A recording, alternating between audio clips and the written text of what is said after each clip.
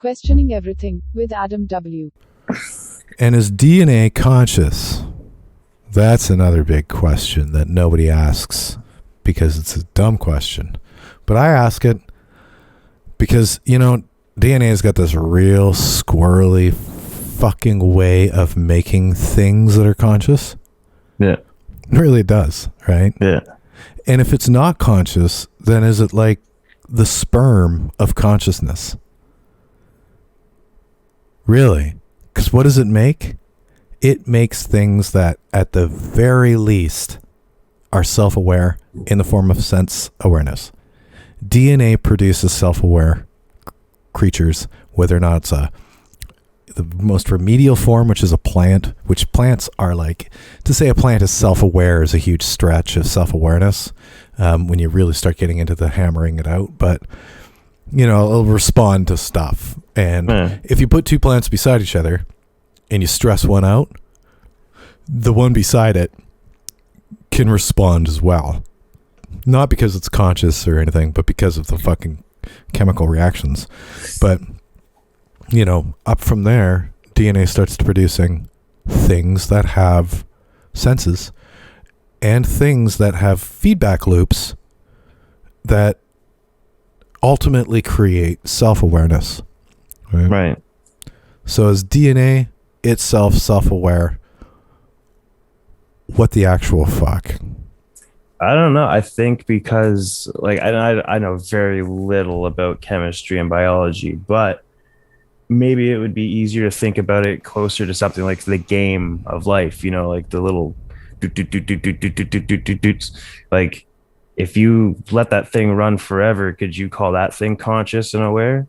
Like, could DNA just be like perfectly captured information that it doesn't need to be aware? It just needs to be, in the right environment for it to do its thing and meet what it needs to meet to make what it needs to make, and that's it. That's all.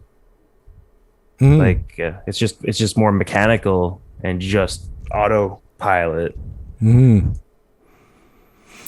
Yeah.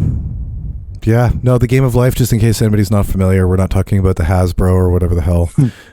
You can be a winner at the game of life. No, it's actually a series of differential equations fed into a graphical system that, shows you cool stuff. One of my favorite things, and if anybody's not familiar with it, then they should be, is the logic differential equation.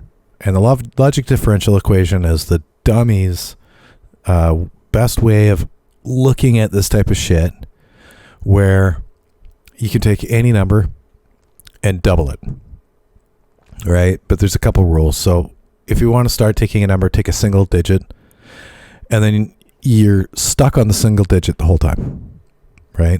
So you have to reduce it. You don't add the two numbers together. You just drop the number furthest left, right? So you start with 4, you double it to 8. Now you double it to 16, which turns into 6. Now you double it to 12, which turns into 2.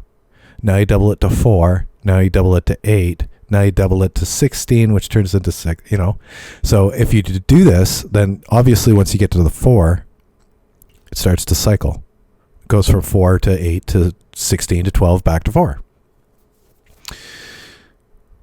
If you do then all of the numbers, then some numbers take longer before they step into a cycle. Now, if you add 2 digits, it starts to get more interesting. 3 digits, it gets even more interesting, right? At 3 digits, you end up having sometimes really long chains of numbers before you start to get into the loop, right? And if you map all this out into graph paper, then you end up having the same sort of differential, parabolas as you would have with any other differential equation. But these are just really simple ways of creating. It's just a simple rule that once you throw a number in, you can start to look for numbers that never end, right? And a number that will never end just creates a pattern, like a parabola or like a waveform, Whereas almost every single number you'll come across just goes into a circle. And once it's in a circle, like it'll be a cool shape into a circle, done. The number's toast. Right? Have you ever done those differential formulas? Oh. No? No. Okay. No. Yeah. I don't math too hard. I watch other people do math and I go, explain it to me. Okay, good enough. Really? That's funny because you talk about math more than a lot of people I know. So I assume that you're like doing math more.